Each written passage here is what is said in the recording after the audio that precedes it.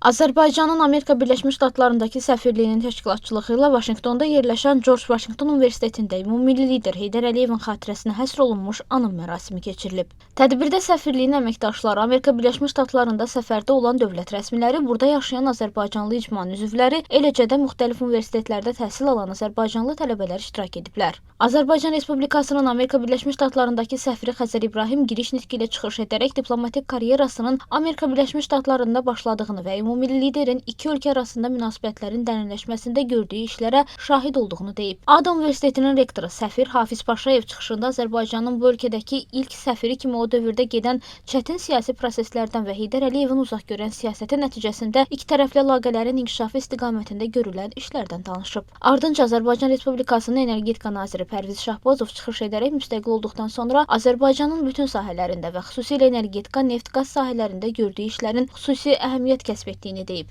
Tədbirin sonunda Heydər Əliyev Fondunun təşəbbüsü ilə hazırlanan ümummilli lider Heydər Əliyevə həsr olunan İz sənədli filmi nümayiş etdirilib. Sonda universitetin foyesində Ulu Öndərin Amerika Birləşmiş Ştatlarına səfərləri və ikitərəfli görüşlərdə iştirakı ilə bağlı fotosərgi təqdim olunub.